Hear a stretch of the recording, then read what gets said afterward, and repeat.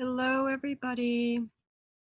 Hi, my name is Nicole Rademacher. I'm the founder and director of Acogedor and also the curator of the Home exhibition, which is our first exhibition and then our first online exhibition. Today is our— everybody. Oh, hold on a second.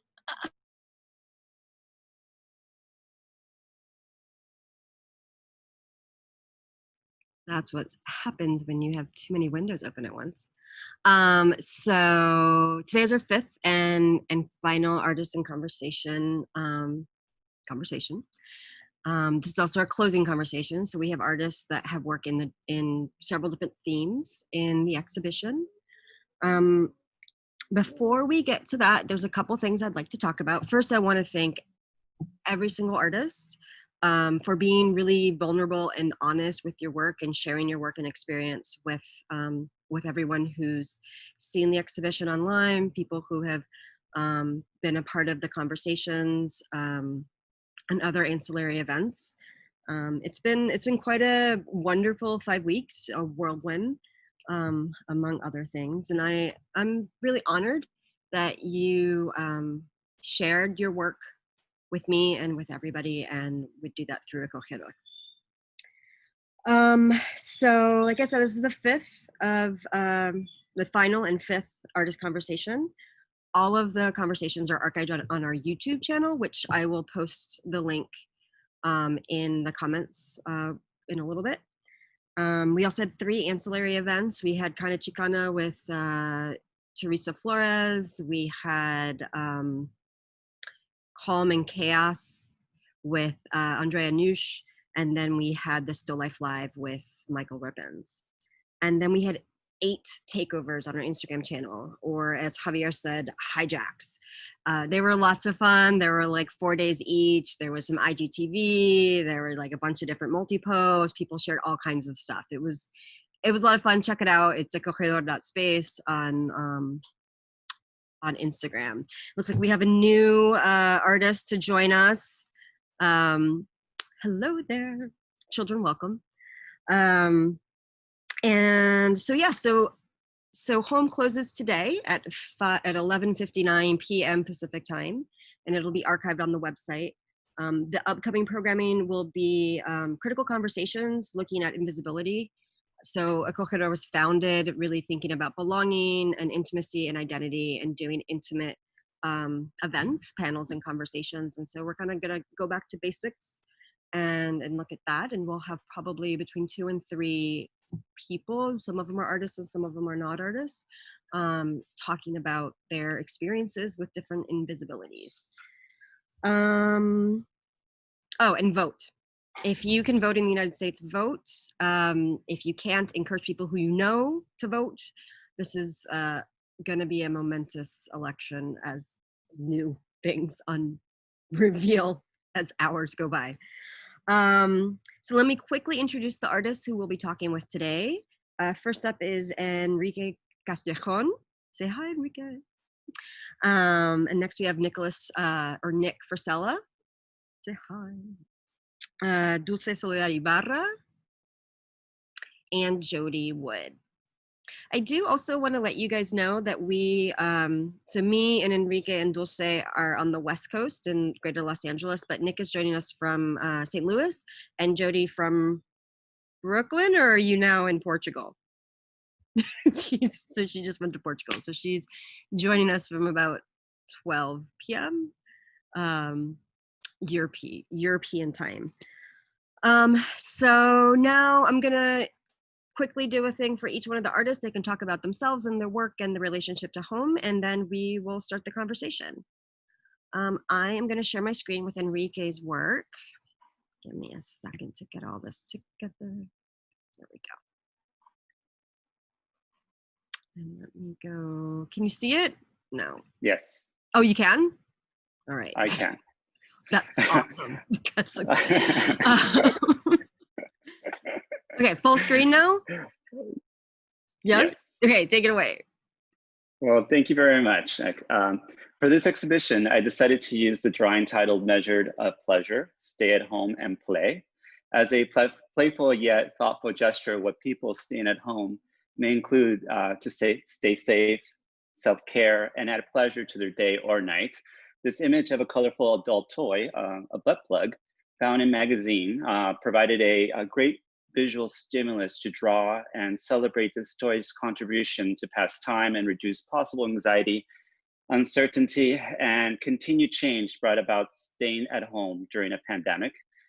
In this drawing, I measured the shape's contour to investigate the pleasurable lengths of this toy that it provides, measuring the small incremental lengths of the shape in X inches and calculating the varied angle degrees between these lengths and using a protractor to do so. Measured inches and angle degrees explode outward from their point of origin with drawn lines around the contour shape, lead the eye to the specific quantified unit of the end, creating an aura of ordered data. Overall, I create measured drawings and installations to investigate and question what I see. I linear cut and dissect and deconstruct appropriated image into fragmented shapes while trying to maintain the image's content. I investigate how these shapes influence our visual perception, impact the content, and affect our understanding of it. I question our perception of what is real, what is made up and manipulated, particularly in all images that we see in social media. Also forcing us to think critically about the information that's being presented to us, that is constantly bombarding our everyday lives through advertisement, news, and social media. Thanks, Enrique. It's so interesting. I've been following your work for so long, and I had never heard you really concisely discuss how you work and the data and things like that. It was really wonderful. Thank you. Next, Nick Frisella is gonna, I will share my screen. Thank you. Thank you. Let's see. Where is next? Okay, hold on. Technical difficulties, there it is.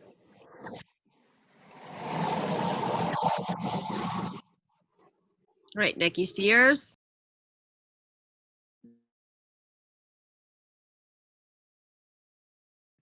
We all back? Let's wait for it. Looks like my internet must have gone out. It looks like we're back. It looks like we're recording. All right, everyone's moving. Nick, are you there? Can you hear me? Yes, I'm here. While we move forward. Okay, I'm going to share my screen, and then you can talk about your work.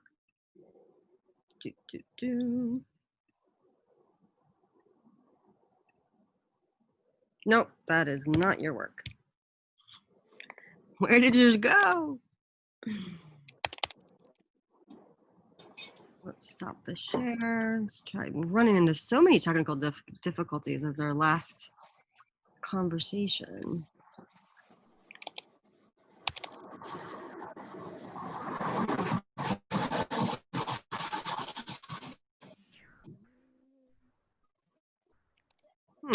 There we go. Okay, so we're sharing, we're recording. Nick, you're there? I am. Okay. So this is a piece called So. I've always been an artist and found comfort in creating. For the last probably 2 decades, I have been living a life as a father and a husband, and with the pandemic, it forced me to slow down and to really appreciate creating again. It's one of the few times where I don't have anxiety. And so for me, one of the things that I'm doing to reduce anxiety is to be out in nature. For me, nature is my church. And so, I took my family camping, and in the middle of the night, in a bout of insomnia, I went outside and I captured this image. And so I really hadn't thought about how important creating was for me until unfortunate virus came and forced me to slow down and just to really reevaluate what's important to me.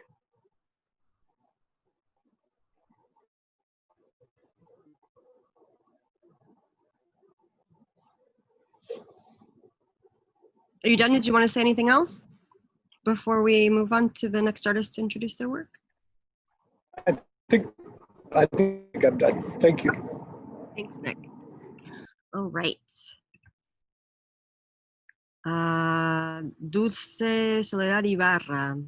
Let me.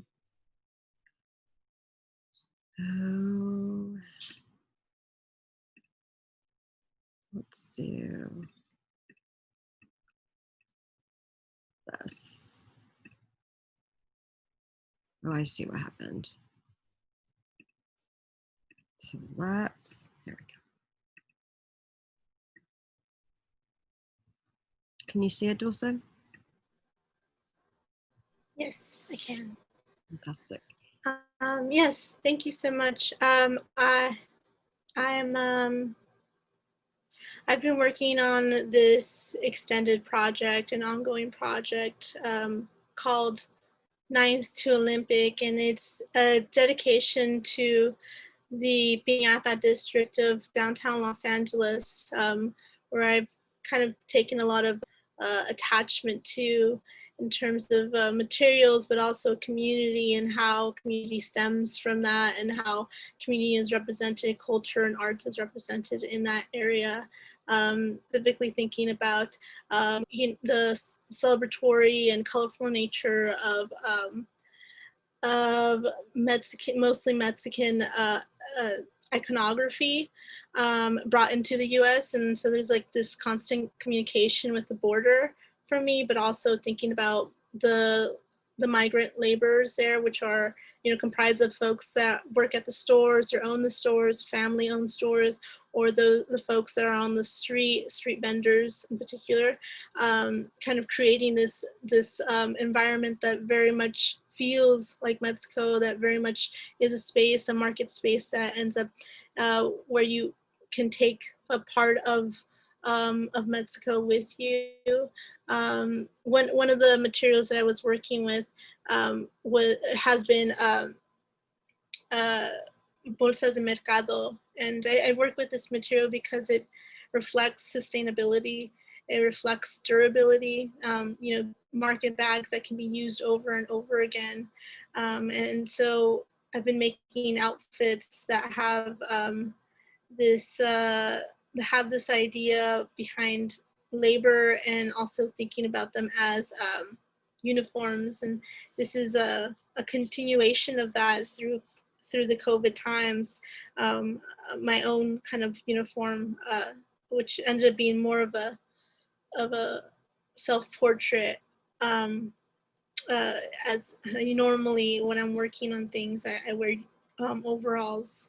There's something so utilitarian, like there's utilitarian use of them, and so I immediately go to that. But also, like, you know, my work has been really affected by the I say my work, but like maybe my research and my interactions with the folks have been affected by COVID. And so it's forced me to do a lot of things differently. You know, when COVID started, it meant the closure of a lot of businesses, and a lot of businesses meant like anything that was considered non-essential. And so the folks that sell party supplies are not really considered essential. So all the friends that I was making there had to close down. And so it was time for me to kind of think fast and produce work and have conversations, include them in those conversations as much as they could or wanted to, and kind of make things together. But this is something that kind of just predated more collaboration between them or initiations of collaboration. Thank you, Dulce. Okay, I'm going to share, Jody, I'm going to share the flyer for your piece as soon as I figure out where I put it on my screen, because we're having issues with tech today.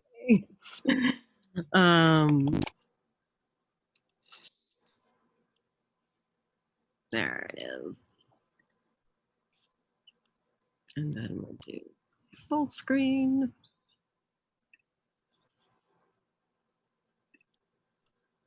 All right. Go ahead. Cool. Yeah, I can see it. I'm just glad that the tech issues aren't happening on my end. Somebody else is having those issues. So yeah, I mean, I can talk about this one project. I feel like it's very, it's both kind of similar to my other work and also kind of a little bit of a diversion just because it's digital, and I normally work in these like really face-to-face, like close contact ways. But I think a theme that reoccurs in a lot of my work is just that it's always trying to make sense of transition and loss and trauma, and that transformation that can occur in those spaces where things are kind of like shaking up. So I'm always kind of looking at how we are supporting each other or how we're failing to support each other. And it's interesting about, you know, I really don't think of COVID as like a disruption to normal life. I don't think we should think about it that way. It's actually kind of showing us our fundamental true, like the true nature of our vulnerability and the precarity of life that is always there. We just kind of like forget in a way. You know, I think vulnerability is just a part of the human condition. And we're seeing also right now the precarity of our systems on a higher level, on a governmental level, on a state level. And you know, I have friends in some states in Oregon who filed for unemployment in March and they still haven't received a check. You know, there's just like massive precarities in our systems. So I'm looking at this project here with a flyer that you're seeing is basically it's just a simple, it's a web platform where people can offer help or they can post something that they need help with, and it works in any zip code in the US, so you can use it from coast to coast.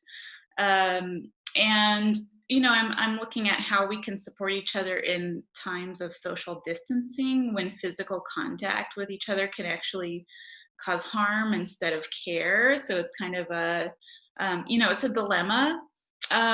So I think by creating this platform for a peer-to-peer support, it's a way to, I guess, kind of look at what we can do within our own communities and on our own blocks and in our own localities to be more resilient and self-sufficient as communities.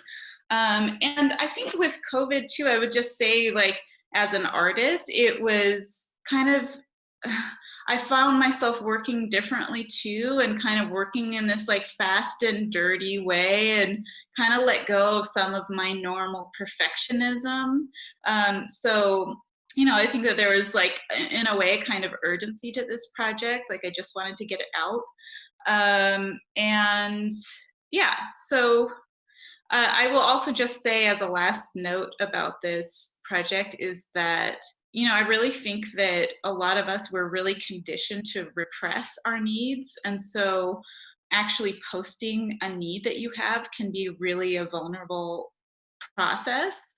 And it's kind of almost like, I see it as a recovery process. It's kind of this process of unlearning this self-sufficiency that we're all taught has to be part of our identity as you know, people who are living in America. We have to be so self-sufficient all the time, so it can feel like very vulnerable. But that's something that is kind of interesting to me about the process of using this like in practice. And I think that I have other questions too about the role of artists too. I mean, honestly, like whose responsibility is it to care for each other? Is it the state? Is it our job as artists to put more pressure on the state to allot more resources to communities? Or is it our job as artists to kind of turn inward and start creating new models for care? These are all questions that I kind of have with this project and other thoughts. That's it. Thanks, Jody.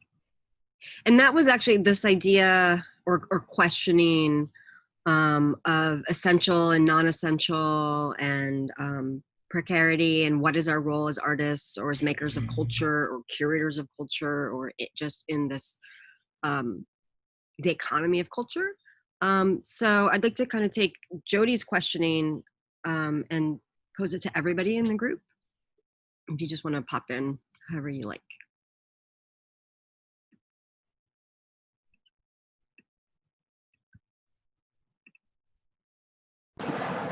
So, I guess the concept of what's essential and what's not has been pretty interesting. Like our company, I would say about half of what we do is truly essential, but we're allowed to stay open where other businesses weren't. And as an artist or a creator, it was certainly essential for me to make art. I don't want to sound overzealous, but to stay sane, to put my anxiety in check.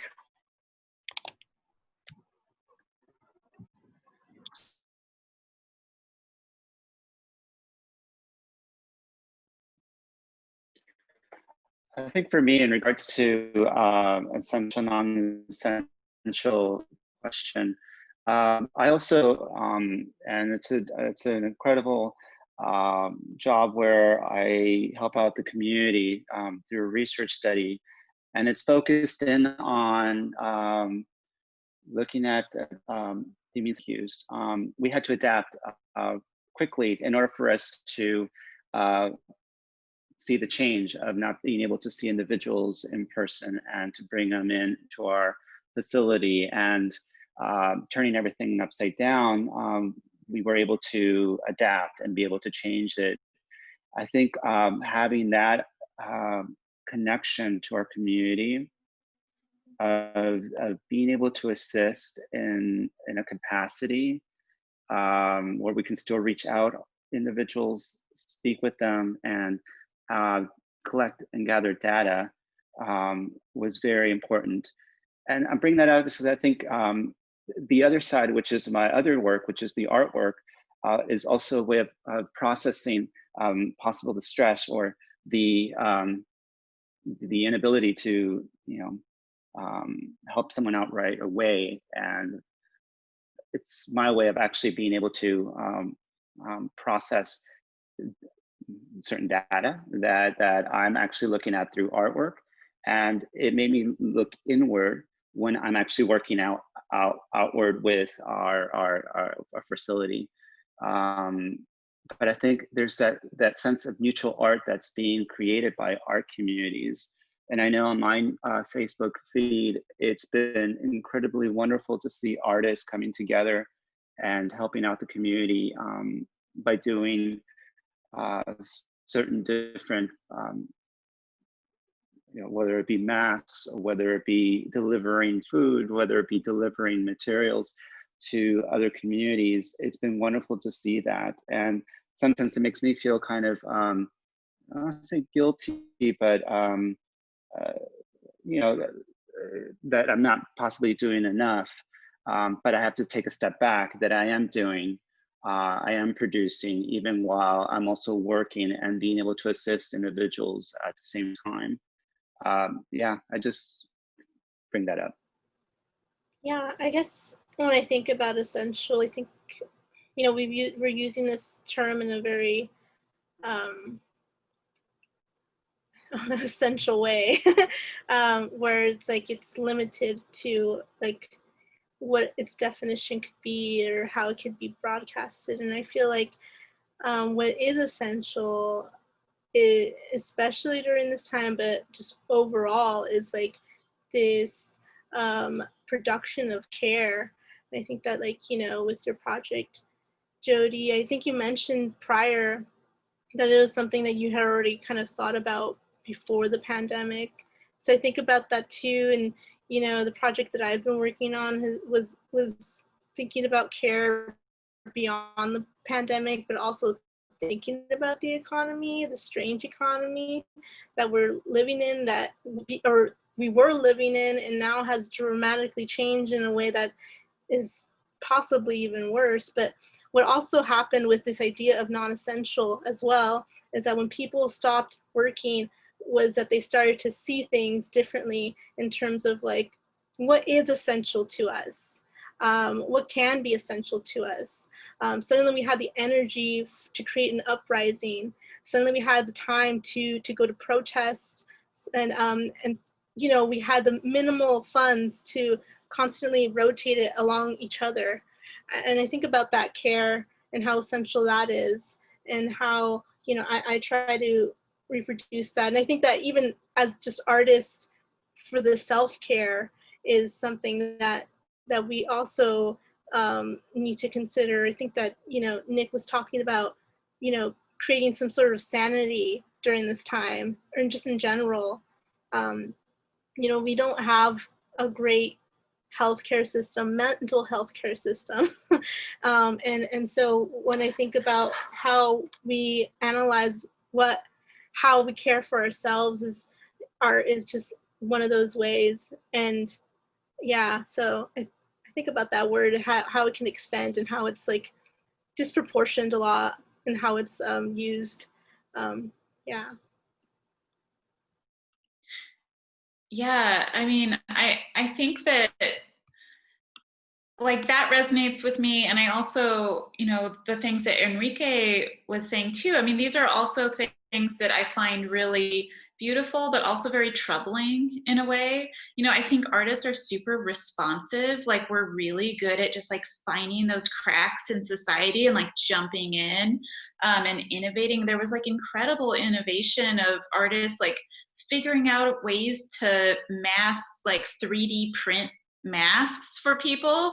And in a way it was like, wow, that's really exciting. But then in another way, it's like, that's so sad that now it's like art, you know, artists are now these kind of stopgaps that our government has failed to actually produce for us. And I think also, you know, artists' job isn't to necessarily solve society's problems, it's to find meaning in these like spaces, right? So these like cracks and these gaps that we're like so good at responding to, is our job really to just like fill that over with concrete so it doesn't exist anymore, so there's no gap? Or is to like find meaning in those spaces and like reclaim those spaces, like open them up, you know, ask critical questions about them? So I think that, you know, there was just a lot of this transformation of the artist's role as a kind of first responder in this very essential way. And in a way it was also, I don't know exactly like how I feel about that in the long term. You know, I think it poses some problems too.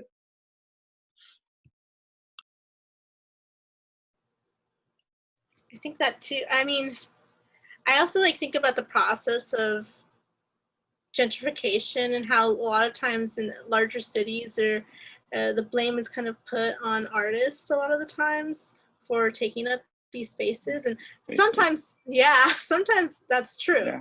Sometimes it is true, but sometimes it's like artists are also low income most of the time. And artists are just trying to find a space to make space. And so they'll take, you know, the ugliest spot of the town, AKA the arts district of downtown Los Angeles, I'm speaking about specifically. And then as soon as like developers see that change, the good in the space, suddenly that crack, as you kind of, you know, quoted, or like you're using, that crack suddenly is like visible and now attractive. You know, it's utilized, and then people are pushed out. So I think when you think about like, oh, I don't know how to feel about it long term, it's like, yeah, because we've kind of seen similar progresses of that in the past, and how you know, whatever good is produced can also be transformed and utilized in a way that it never was intended to be. Yeah.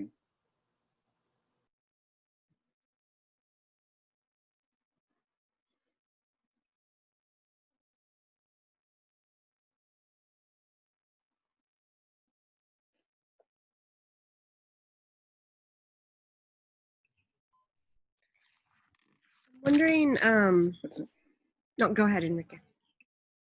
Now, wanted to comment about the importance of with both the work, well, all of our works, how it deals with economy, whether it be either through the materiality, whether it be addressing the economy, addressing the need, and or how it affected us within this time period and continues and will continue.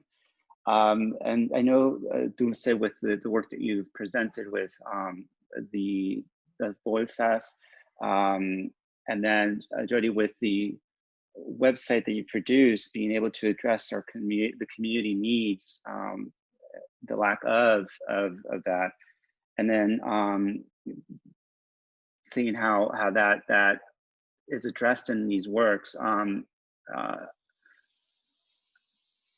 I don't know, just I feel like that's an interesting connection that we all have within our work. And I know that we all addressed it in some ways, but I'm wondering, even though now it's like seeing, like in Jody, in your website, seeing these individuals that are reaching out within there, are you seeing any possibly that you're collecting of many people are actually accessing the website and has been helpful? Are there any stories that come out of there that have helped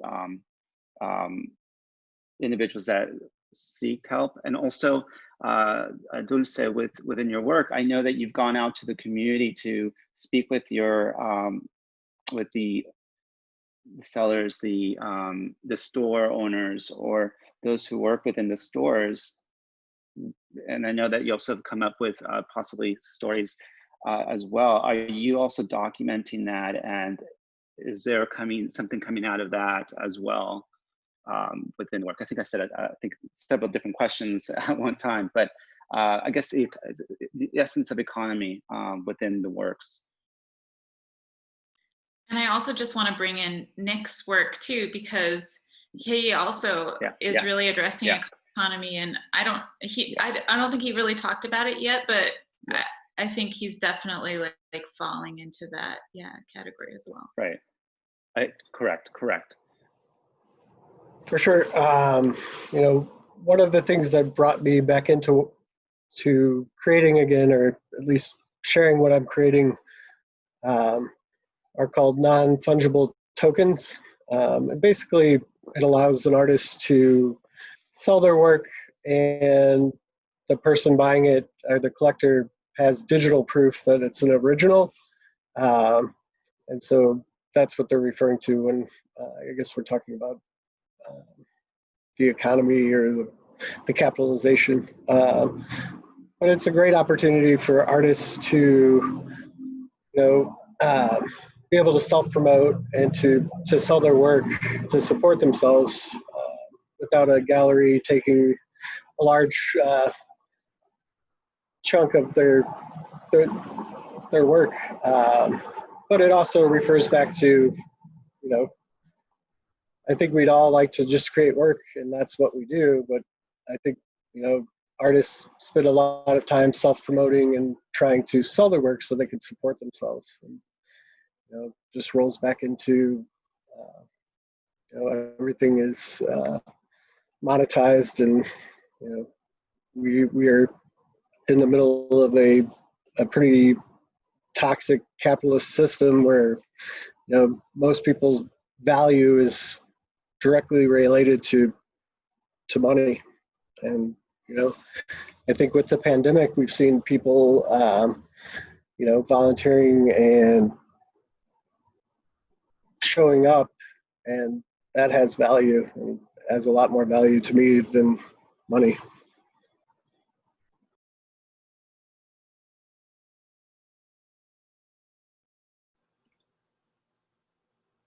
I was just gonna answer your question, Enrique, about, I mean, I haven't yet documented in a way that feels tangible. My form of documentation for this project has been through, and again, it stemmed through the pandemic, which is an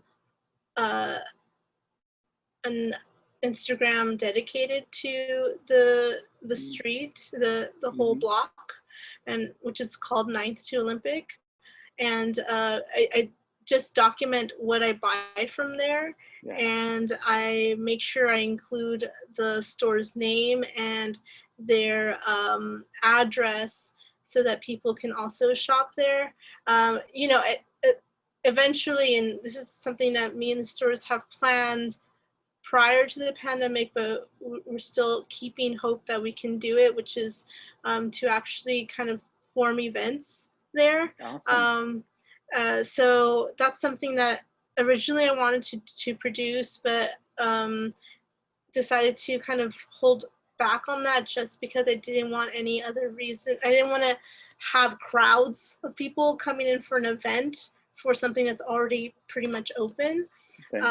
Yeah, so that's how it's been so far. But I am thinking about more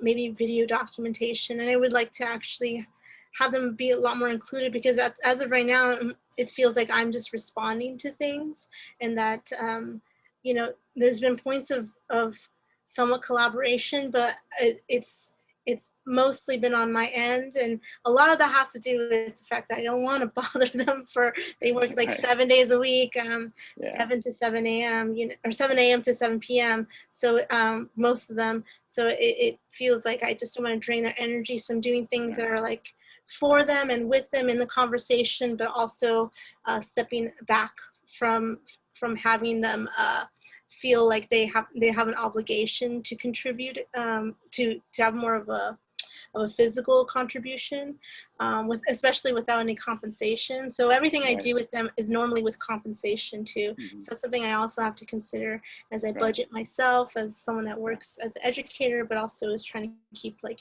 money kept away just so I can continue to produce this project.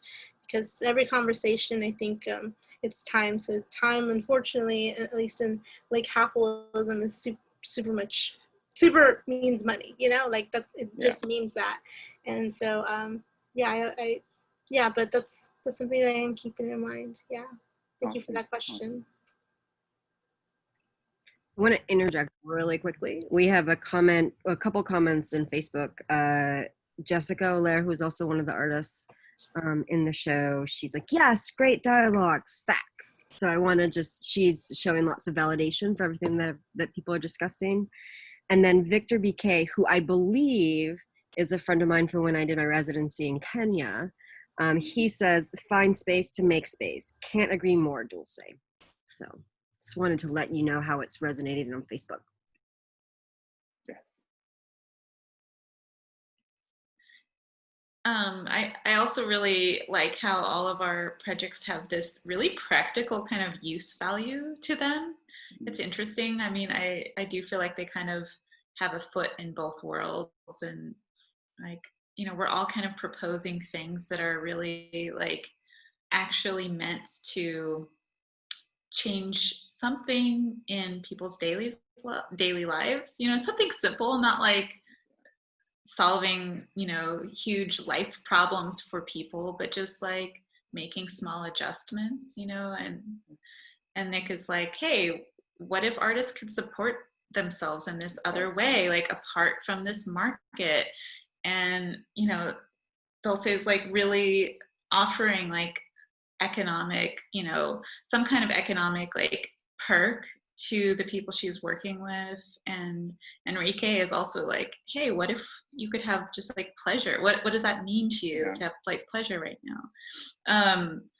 So I really like that, and I appreciate your question, Enrique, too. And I just wanted to also try to answer that a little bit, because with my project, I you know, I was not sure what kind of role I should take in this project. And I think if I was like starting a business, I would maybe like be more hands-on with it, or have some kind of screening involved for people who are using it, or like be a gatekeeper in a way, or moderator.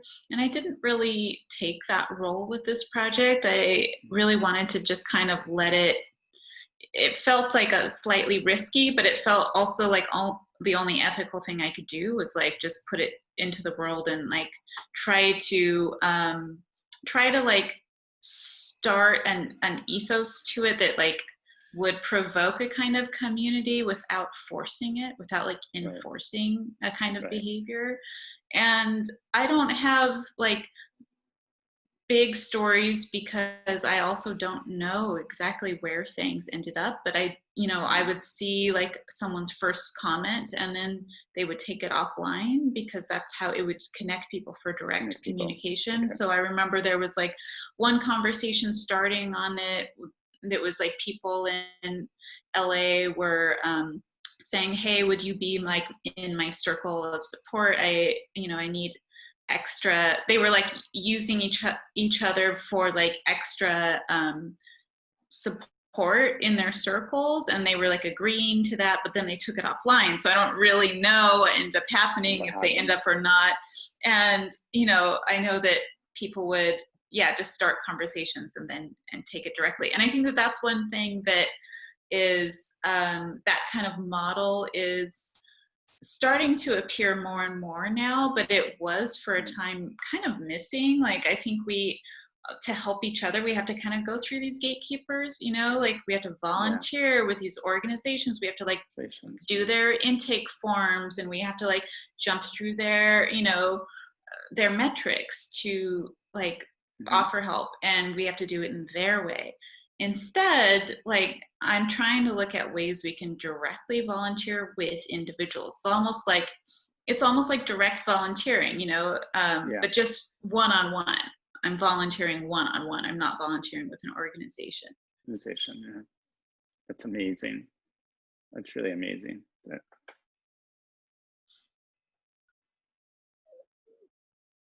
That's really amazing, Jody, that you actually were able to think about that and create that kind of website to allow a platform for connection.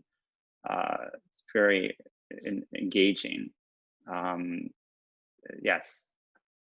Thanks. Yeah, I just think about how a lot of us are speaking about kind of this, we just got to do it ourselves in like various ways, various ways of like how to do it yourself. And I think that it's just the response that we've kind of been having with the pandemic particularly, but it's also something that we've always kind of thought about at the same time. I think about, the butt plug too, like that's a do-it-yourself moment, and I think about that idea of like solitude in that kind of way. And there is like this solitude about, everyone during this time, but also what happens is we kind of are trying to reach to the communities at the same time. So how can we do that in this solitude? Is like strategies. And I think about Nick's work in terms of like creating like this way and system for artists specifically, so that they don't have to, address anyone else but themselves, because most of the times we do things ourselves anyways as artists. Like we are our marketers, we are our dealers, we are our, installers, our all these things, the art handlers of sorts, all these kinds of like jobs, like we have all of them and we have the hat. So why can't we be the people that just get all the money completely? And I think that that's like a really valid point. And Jody, the way that you've been thinking about how the community needs the platform to do it itself, and how we have the ability to, but there are systems of bureaucracy of sorts that kind of contribute to ways that we don't feel like we're able to, that there's some sort of restriction to that, or that, well, that makes me kind of like, I don't really want to go over, deliver all these things and then sign the paperwork or like become a volunteer, like all these kinds of things. Like how can we make shifts in the way that we work and the way that we communicate, the way that we access needs and respond to needs. Yeah, just like all of them end up being like these responses to things that we just think that we normally don't think we have access to. Yeah, and another point on that topic is like when I was first trying to do the project, I was like, it was before coronavirus happened, and I was like conceiving the project and building these wireframes for it, you know, like mapping it out. And I was like proposing things to art institutions, like proposing the project. I was like, oh my gosh, this project has to happen. I need funding though. I need like programmers, like it's going to cost money. And so I was like sending out all these proposals, and then nobody was funding it. Nobody was picking it up.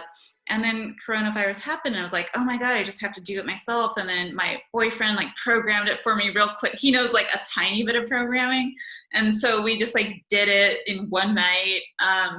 And I think about like us as like artists who are kind of doing things ourselves. And I wonder like how we all feel about our reliance on art institutions and on funding structures, because in the past I felt like beholden to them. I mean, I still am really, like it's my job in a way too. I like, this is my way I put food on the table or whatever, but a lot of them are collapsing now, and they're struggling as well to like keep their doors open and keep their, you know, to pass the money through them to the artists.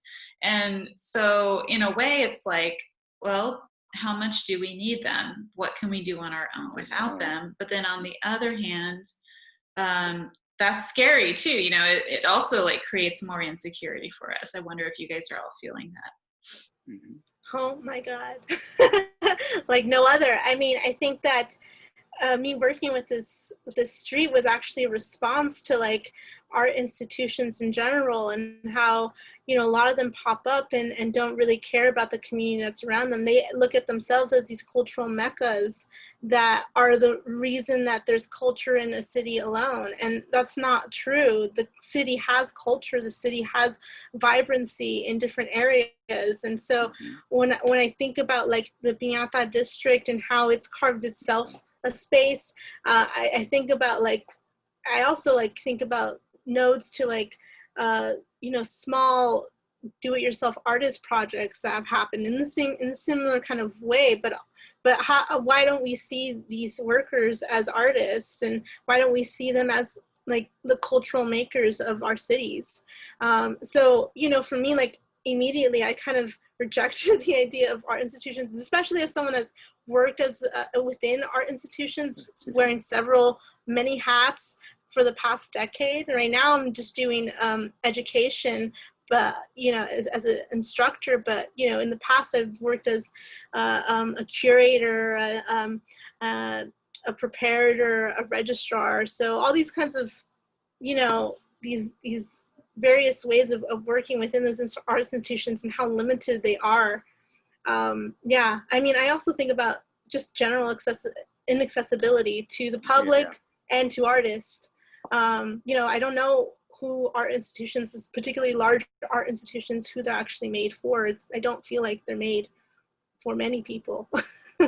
And so I think that that's why I'm so intrigued by how everyone's responding in their own different ways, being artists and working as artists, but also working as producers of different sorts, and just kind of seeing how art can expand, and that we don't need the church in order to make it happen. Yeah.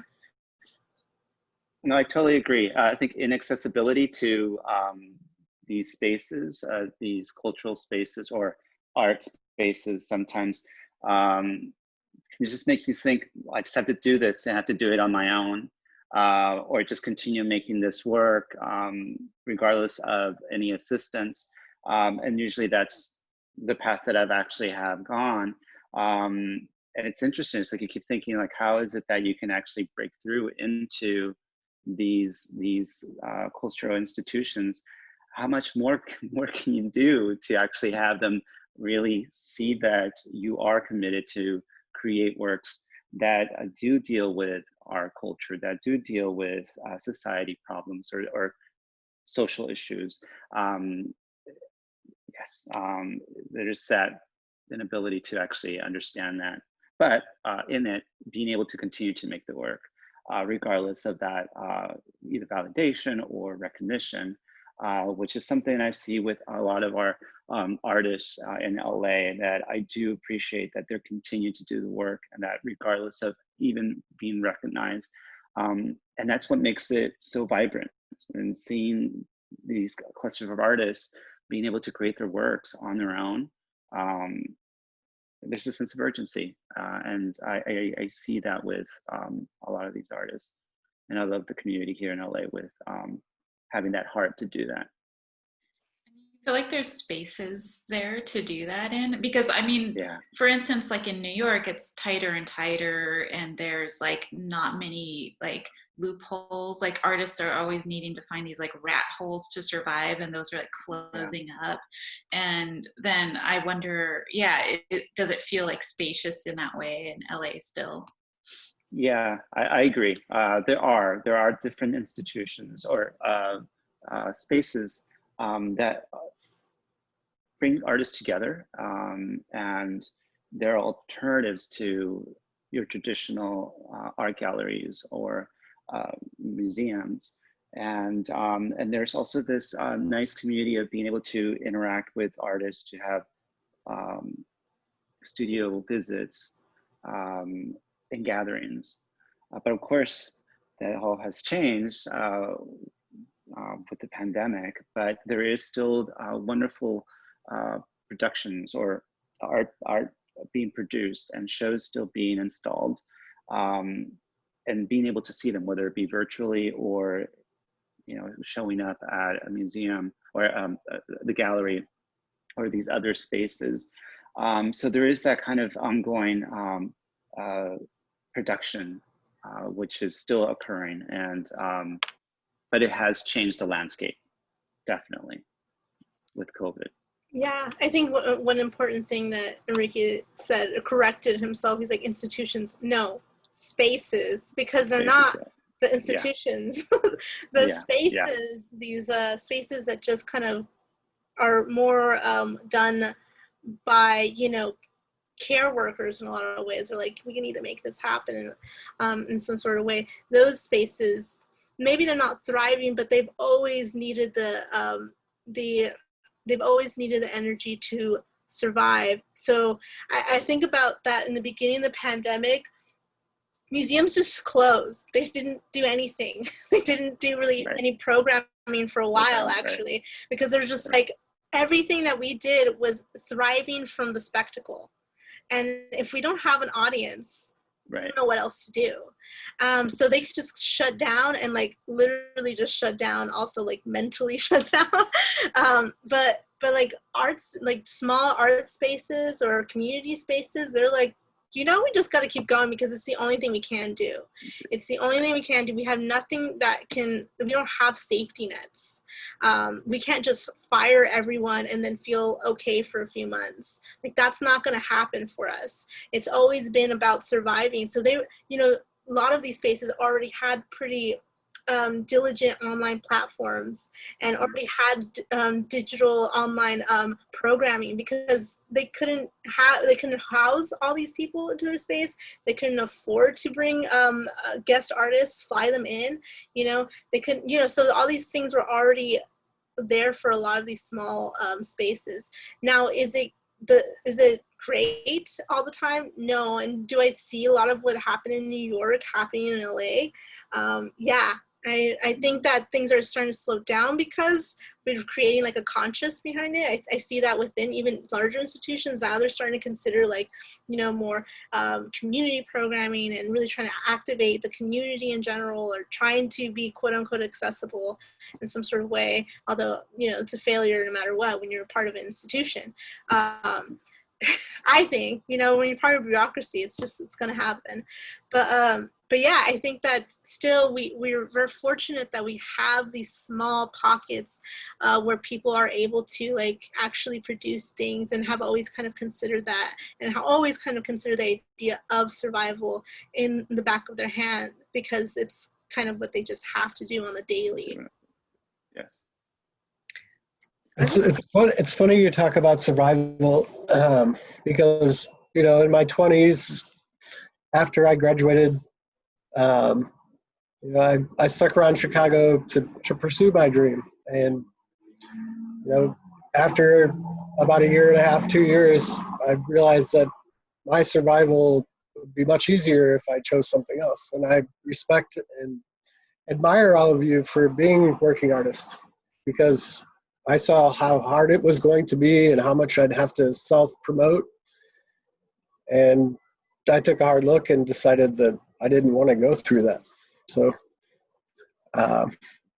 you know, here I am 20 years later, feeling like I need to create. And you guys have been struggling through it. And obviously with COVID, the struggle is much harder, but before it, I'm sure it was not easy, especially if you weren't relying on grants and, you know, you're out there just trying to sell your work, and quite honestly, to sell yourself. It's not easy. So if anybody has any stories about like pre-COVID, post-COVID, like, has it really made it more difficult for you to make a living as a working artist? Because for me, who opted out and just works, and I'm sure you all have regular jobs as well, or different income streams, like, has it really made that much of a difference for you to be a working artist? I mean, Nick, I think that, you know, it's totally valid. I think even when Jody was talking about these institutions, like, they create the competition and they create the invalidation in us, because we're like, oh, nobody wants to hear about this. No one wants to sponsor this. No one wants to give a grant for this project that I've been working on. You know, we live in the failure, the mindset of failure. Failure is always going to be an option for us.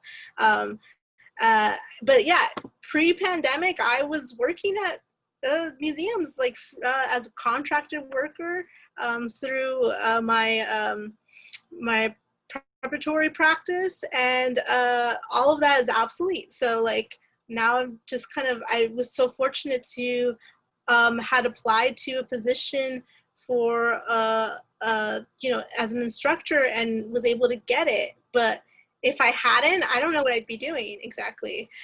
This was mere luck, I think. Well, you know, I don't want to say that it's luck. I want to say that, yes, I've earned it, but also that, you know, I didn't know that this was going to happen. So, you know, if I didn't get it, I don't know where I would be exactly. I don't know what kind of job I would have. I don't know how it would make any kind of income.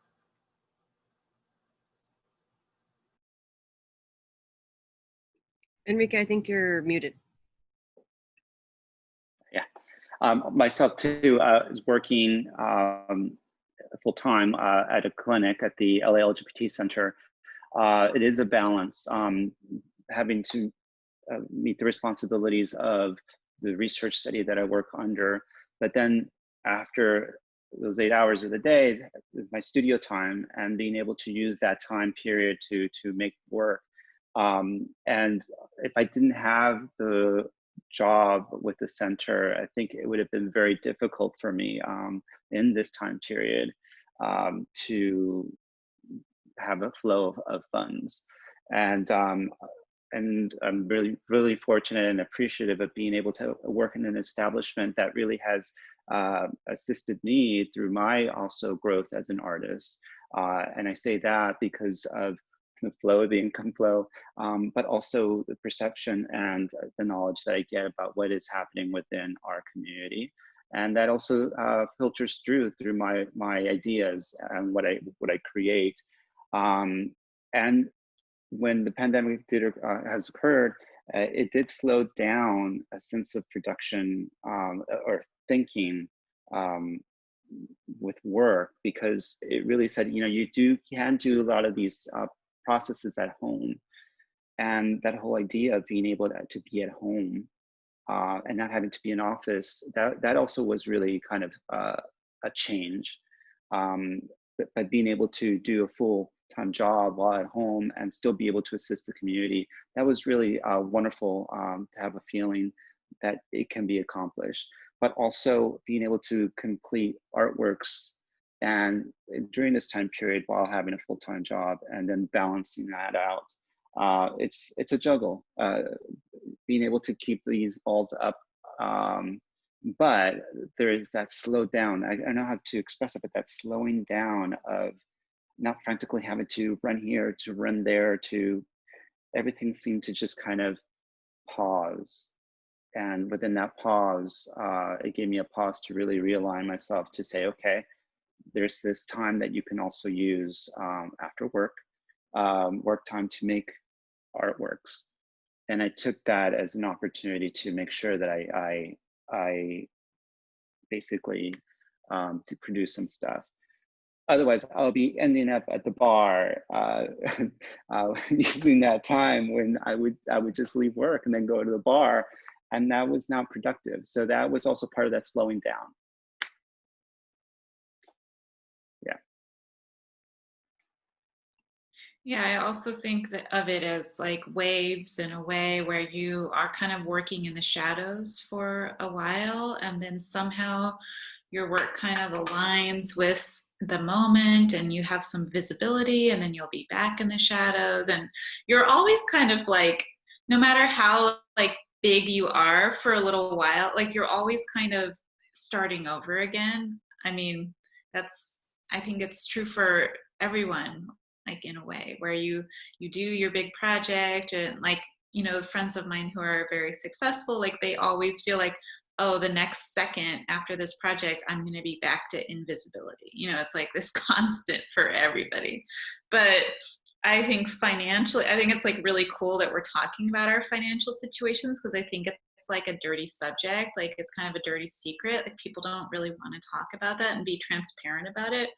Or just talk about money in general. But it's like a fact that we aren't immune from dealing with this, and we're not just like, I think it's like kind of an illusion when we try to present ourselves as like, you know, working artists, and that's like the only thing we have to worry about, because yeah, we also have to survive. And you know, I've worked various jobs over the past 11 years that are freelance. I've just been a freelance contractor in like a million different roles. And this past year, even before COVID, a department I worked at shut down. And so I was already out of work before COVID. And I was already kind of trying to take some online classes to get into another field. And I just turned 40. And so like this last year, I was like, what am I doing? Like, how am I going to serve? I don't have a real job yet. This is crazy. My parents are worried about me. And so I was trying to like get this other job in this other like kind of techie field. And then somehow things lined up a little bit this year. So now I have a year where I'm making most of my income on art somehow. And it's like a year of reprieve. And I know that next year it's going to be another battle, another question mark. So trying to have like backup plans, you know.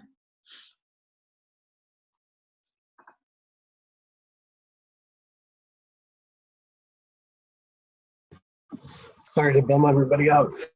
Now, Enrique, could you maybe talk about how you created space to make art? I thought that was a pretty powerful story from earlier. So, thank you.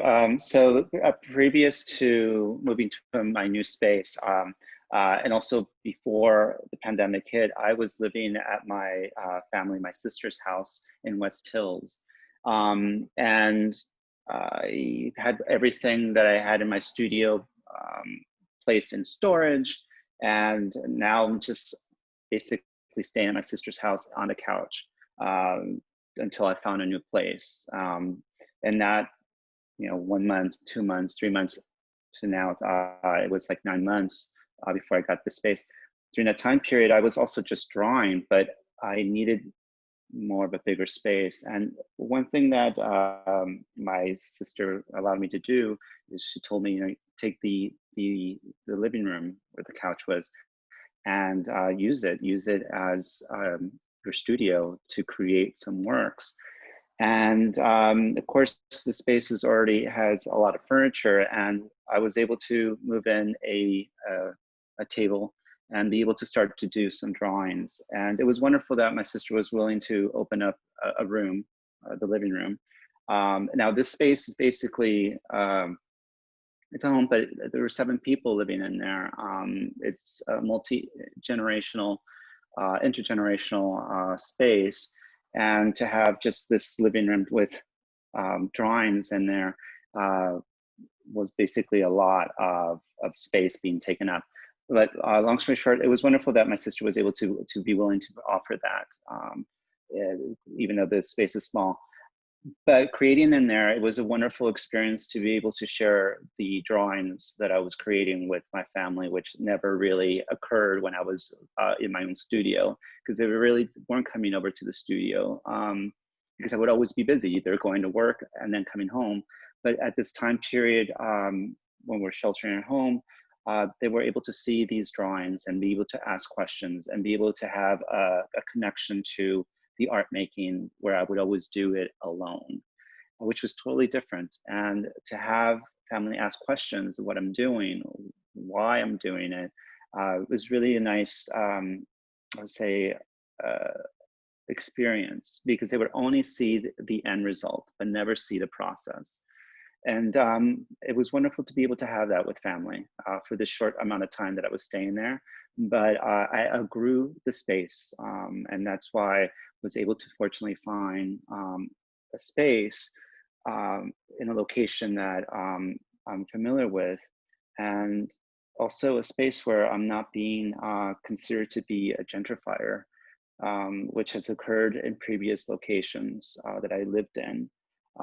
Even though that I may be Latino or an immigrant, because I'm an artist, I'm seen as a threat to certain communities. And it was hard to look for an apartment because I wanted to see how would my presence be in certain locations. But anyways, long story short, my sister was really wonderful in being able to offer her space for me during this time period, because I don't know what I've actually gone since I wasn't able to find a place. Yeah.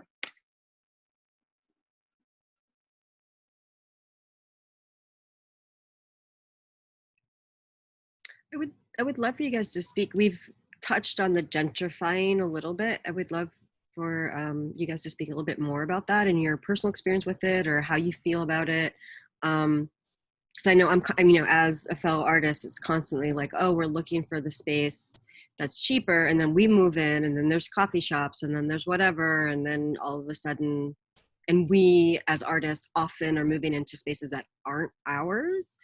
And so we're looking at the culture that's there, whether it's an immigrant culture or a lower SES, but we're othering them, even though really we're the others.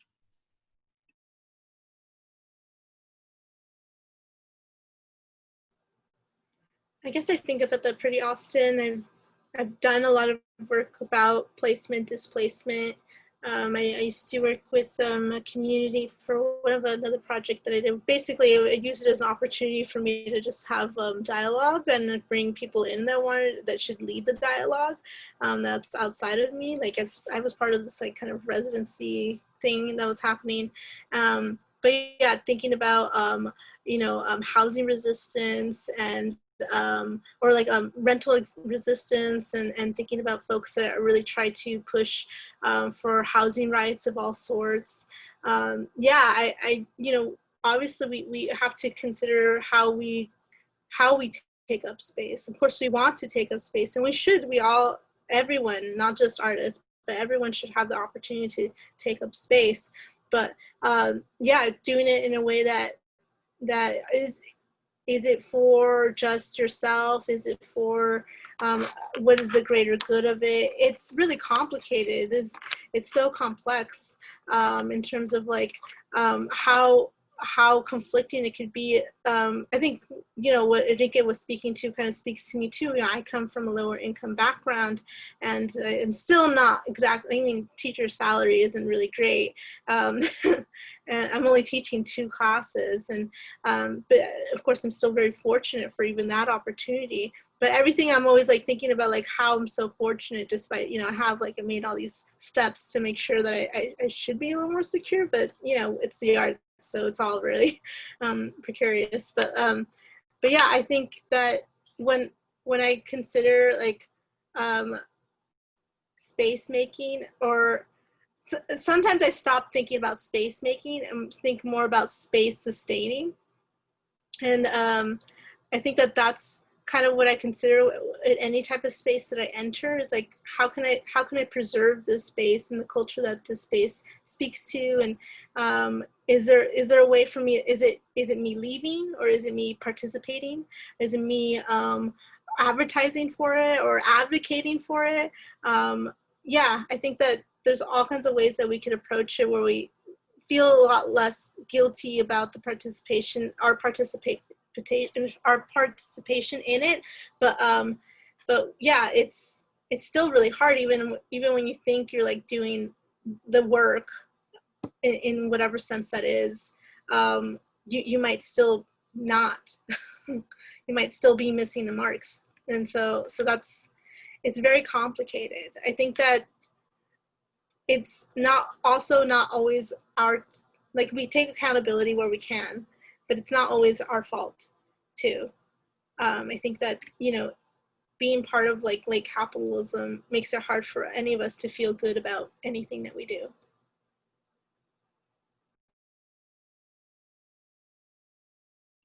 Yeah, that is like such a thoughtful, accurate response. Like, I don't feel like I can add anything to that, because you kind of just like said everything I could have, you know, said about that. But you're so right. I mean, it is like something to be aware of and to contend with, but also it is a larger system that you can feel sometimes just so powerless against. And we are like our own worst enemies too.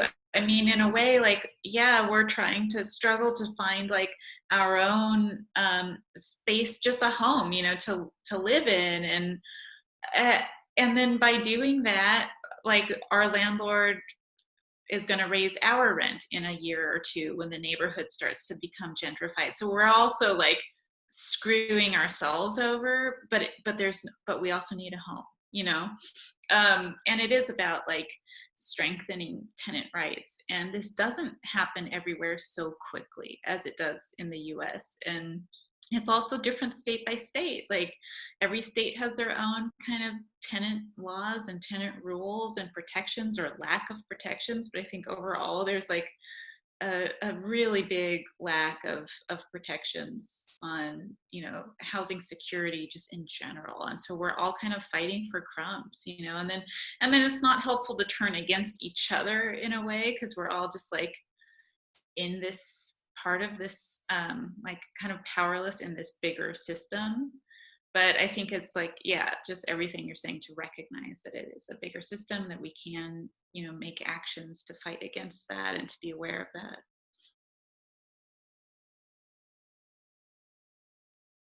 What's unfortunate in LA is the lack of affordable housing, and that creates basically sparse spaces where you can go and look for spaces that are affordable.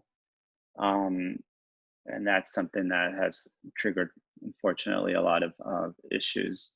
All these buildings that are being built are sold as luxury apartments, and the frustration of knowing that, my goodness, who's gonna, you know, who is this meant for, when people are not making enough to live, even in affordable housing areas. So it's just this frustration and unfortunate cycle that even now with the pandemic it's going to create even more unfortunate unhoused people. it's been very frustrating with seeing that. And also making my own decision as to where to live, that also was an issue, to make that decision. Because I don't want to be, again, in a year trying to look for something else. And I've been going from one place to the other, and I want to be able to say, this is home. But it seems like everything's always temporary.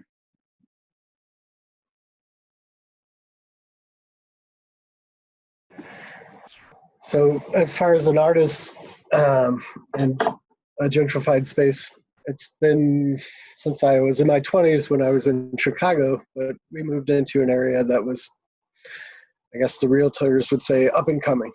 And really that just means that, you know, the rent's going up and people are reinvesting in that area because they see a potential for profit. Forward to now, I mean, I'm in the Midwest, I'm in a red state. I'm in a place where if you say you're blessed, you know, I'm blessed to be in this position, people accept it. If you say I'm privileged to be in this position, they think you're Antifa. 9 years ago, we bought a house in a neighborhood that was had a good school district, and you know, it's always been important for me, for my kids to go through public education. I just think that you know, that's what I experienced, and I'm grateful for that. But you know, living here we're in our 9th year. You know, the school district has improved, and low income and people of color are being forced out because it's too expensive for them.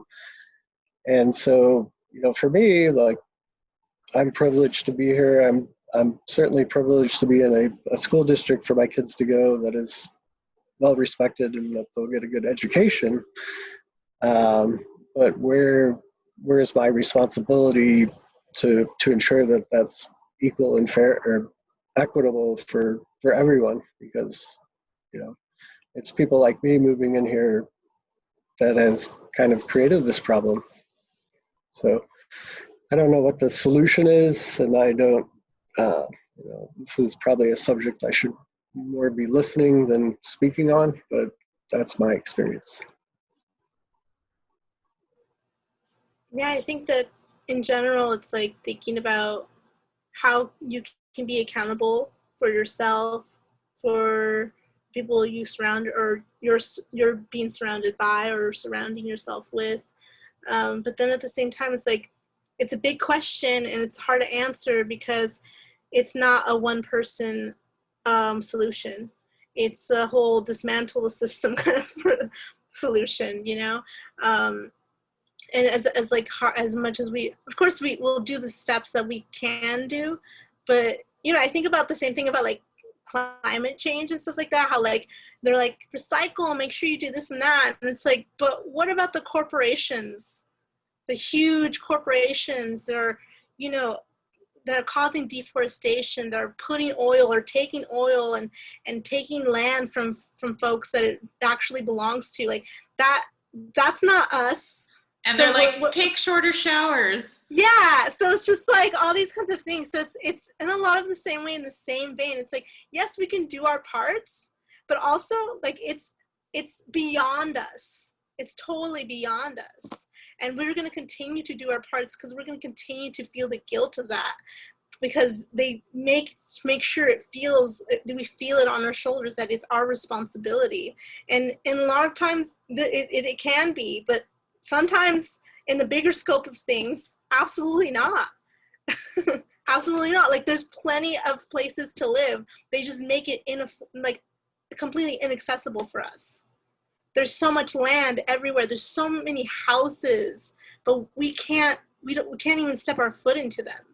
Yeah, and look at all of the vacancies where landlords are just holding onto that property, waiting for like a bigger price tag in 6 months. So they just want to keep it vacant, and the laws allow that. Yeah. So I don't know. It's like a big question because it's not something that we can answer solely ourselves.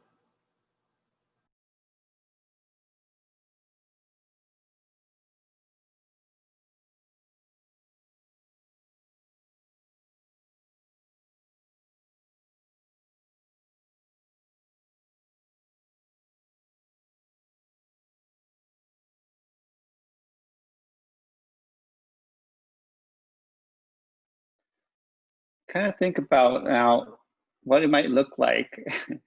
And I guess I'm being very hopeful. Once the pandemic comes to an end, what does it ever go back to normal? Or do you think with all these changes that we've been experiencing, will we learn to do things differently? Or are we back in the same kind of path that we were before the pandemic? Kind of going to a job, making artwork, openings, and going back to that. Do you think there might be something different? I like to hope that, the way that we've seen community care and the power that it's like we finally given it a chance to really kind of blossom. I think that, I hope at least that will always still be in the mindset of folks as we continue forward and into things starting to open up into a more, something that looked like it did last year. Our ways of life start to finally come together again, or like as we knew it will come back again. Of course, things will change, but I also think though we've been hit really hard in so many ways that I don't really know exactly. I like to think though that all this time that we've taken to kind of process the ideas of care and how we can be the ones to provide it, and we don't have to rely on government aid to do it, because honestly they didn't aid us much. You didn't do it, right? Yeah, some folks didn't get any aid at all. Right. And so I think that we see the power in the people a little more, particularly with the uprising too. And so I like to hope that will continue. And it will change and probably not be as strong as it was when it was at its strongest. But I think that we kind of now have that evidence of change. Yeah. I agree.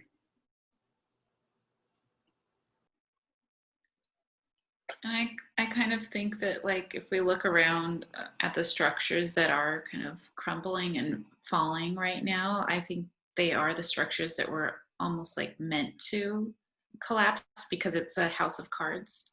Yeah. And that's like capitalism for you. It is a house of cards. So like it's not going to upstand like a breeze like this. And COVID is not just a breeze, but it's all relative. And I mean, I think it also just depends on our focus and our positivity. It kind of sounds cheesy, but I think that if we start to get negative and divisive and see, focus on differences rather than focusing on unity, then we're going to be more divisive rather than unified. And so it does kind of take a mentality, like a strength of mentality, to just like, I don't know, keep focusing on those, on community and on care and how we can step in and how we can like overcome and how we can create resilience. I just think it takes a lot of focus.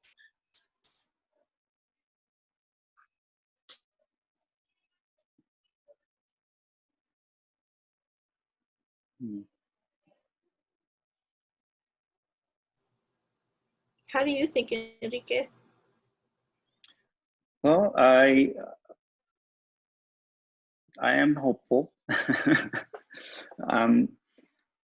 I guess the fear for me will be, or the fact that we don't learn from it, that we just get back to it because we want to forget. We want to just don't have that experience again. I think if anything, being able to see the humanity,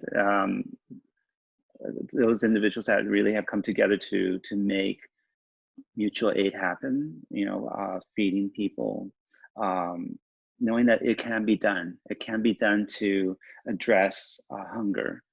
to house people when it came down to getting homeless individuals off the street to go into hotels, that it is possible to fill vacant, or to demand hotels be able to actually do this. That I'm hopeful that these particular lessons, these particular things can still be able to occur even after this. And that can still be able to help each other out as we continue on our path of creating artwork and dealing with our spaces, whichever those are that we may exhibit or produce our work. I guess we hope we just continue to be kinder to people. That's my hope.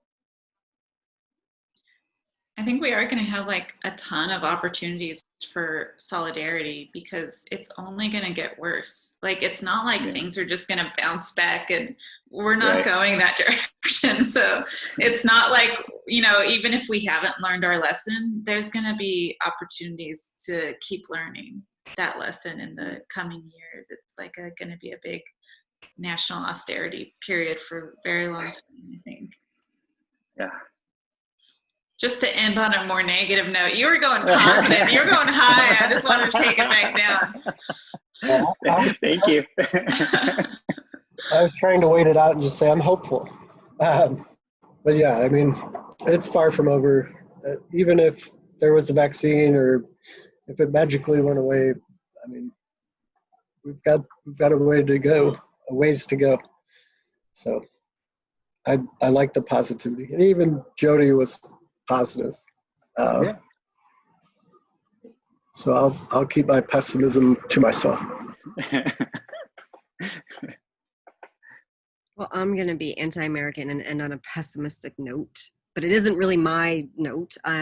Dulce posted in the chat on Zoom. I can read it. At home, it feels like the work never stops. Suddenly home is your space of employment. It's hard to separate it again. And I think that that's another, I'm hearing from you, I'm hearing from a lot of people, and I'm feeling it too. It's just like this constant exhaustion, because I'm really bad at compartmentalizing, but now it's even harder. I agree. So on that note, because I'm the keeper of time and it is 4:27, and if anybody has a last thing they want to say before I do the actual wrap up. Just thank you for the conversations. Yeah. Thank you. I appreciate meeting everyone, and Nick, I appreciate reconnecting and showing my artwork again. It's kind of crazy to me, anyway. Yeah, thank you guys. It's been really wonderful working with you and all of the artists, and everyone. Like I said, it's just been so vulnerable and honest and genuine. That gives me hope that somehow through this bizarre Zoom space, we've been able to create a community. And, okay, so we're talking about economy and late capitalism. So the elephant in the room is we're using Zoom, we're broadcasting via Facebook, I'm archiving this on YouTube, I'm using WordPress for the website, and I've got it all contracted through GoDaddy. So here we go. But like Jody was saying, this is the system. There has to be ways. We have to work within it in order to, I wouldn't say dismantle, because I feel like that just kind of like wipes everything, but we've all built so much that there's got to be a way to reframe it and restructure it. That's my thing. All right, so thank you everyone again. The show comes down at 11:59 p.m. Pacific time. Wow. I know, but it'll be archived. There'll be like a dark moment when I'm figuring out how to archive it, and then it'll be archived. So we at Acogedor, me, we'll be doing critical conversations around invisibility.